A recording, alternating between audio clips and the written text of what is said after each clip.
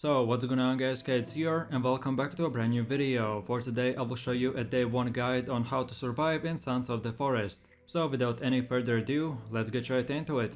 Okay, so then let's get started. The first step I always did in the Old Forest and now in the Sons of the Forest is to stay very close to the crash site location. Some of my friends argued against this, saying that the cannibals will come to this location, but to be honest, they're going to come anyways, no matter where you choose to spend your first few minutes or hours of the beginning. So then when you get to a certain stage of the game, one of the most useful things about being close to the crash site is actually the reason why I do it. And it is because it respawns a lot of useful items and just general stuff. This crash site won't give you the best food or the best items, but it's certainly very handy, especially at the start.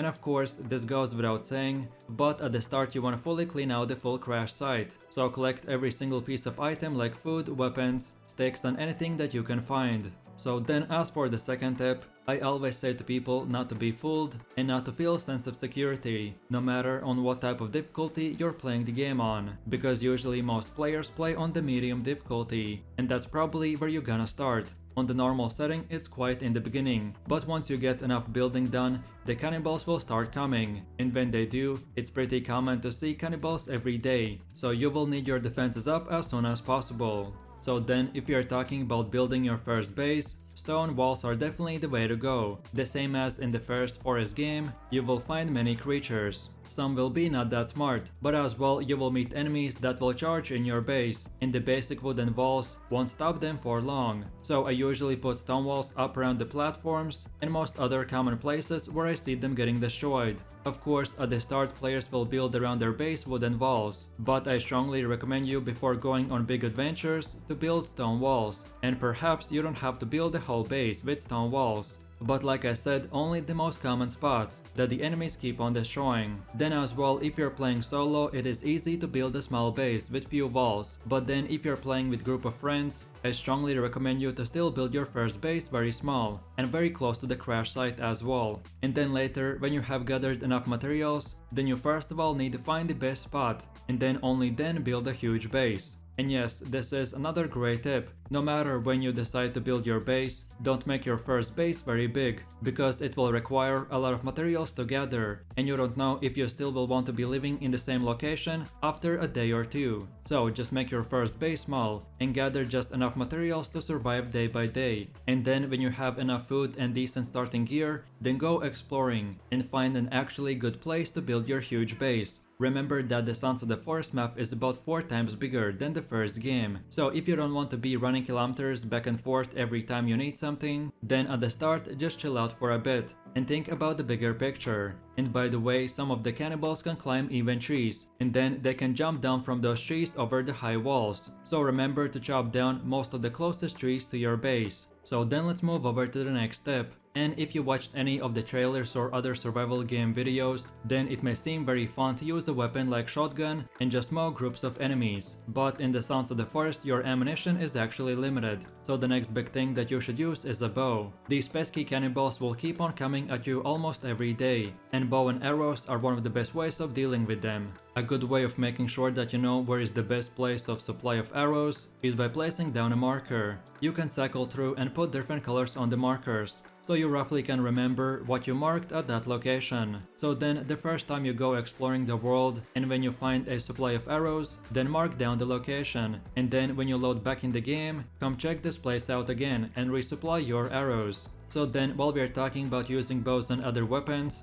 it is actually important on where in the body you hit the enemy. So always, if you can, aim for the headshots. The cannibals will sometimes move pretty quickly, especially the ones that run around like dogs. But once you have killed them, you can actually pick up the bodies and put them onto fire like this one and burn them. And when you throw the body on fire, it won't be long until that body turns into a pile of bones, and then you want to collect those bones. So for example, like in the Forest one, we are able to make bone baskets and other items that will require a bunch of bones. So when you kill your enemies, if you can, don't forget to burn them, and then when their bones break, then collect them, because they will be useful later on. Another really good thing about burning the cannibal bodies is that it gets rid of all the disease in the area, and you could also get skulls out of it, which can be used to make weapons or even skull lamps. So then let's talk about traps. and there are many different traps in the game. There's a trap called defense trap, where if you line it up with a fence, then you can get an easy kill. I usually find the cannibals running along the fence line, so putting traps close to the wall of your base can prove very useful for the extra defense.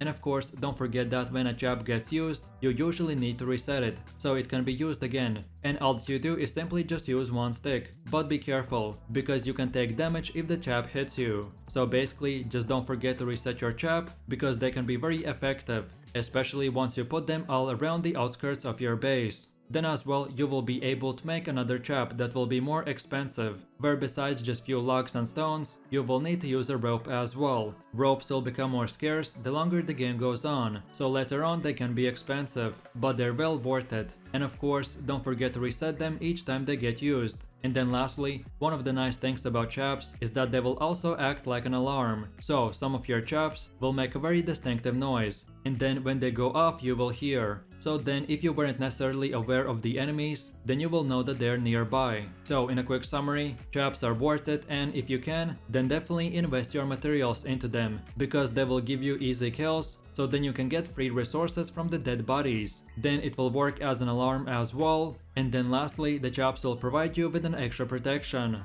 So then let's move over to gathering resources. And for me, my main goal as I run around in the forest is to constantly pick up stones, kill a bunch of animals, take down branches and even twigs. So no matter what is our main goal, we always on our way want to be collecting resources. Unless you just want to spend hours upon hours just purely gathering. But if you're like me, then by doing bunch of tasks, and then in your way, gathering can prove more efficient and more fun than just purely doing one task. And then another good thing about gathering while doing other tasks is that we have a carry limit. So if you are purely gathering resources, we will still have to go back and forwards. But then if we have other tasks, then on our way back we can empty the bag, and this way we can be more efficient. Then as far as the stones are, I will have stone walls being made all the time in my base, because once you've collected few stones, that will be all that you can carry. So I usually drop them off at my base wall as I run past them. So I think that this is just a question about being efficient and building your defenses as quickly as possible, because as I said, cannibals will soon start coming to your base. So that's why we want to be as efficient as possible, gathering everything at all the time, so we could be in the best position possible when the enemies come. And to make our efficiency even better, we need to make better bags. So in this game we can use stick bags, pouches and even rug bags, and each one of these bag types will give us ability to carry more of that type of particular resource. Some of these bags will be hard to get, so right at the start just try to think about your survival. But then when you feel strong and secure enough from all the creatures on the island, then for sure put your time into getting better bags. Some bags will require just a rabbit skin and rope, while others will require a boar skin and much more. So be lookout for my next video, because I will make soon a specific video on what is the fastest way to get a good bag.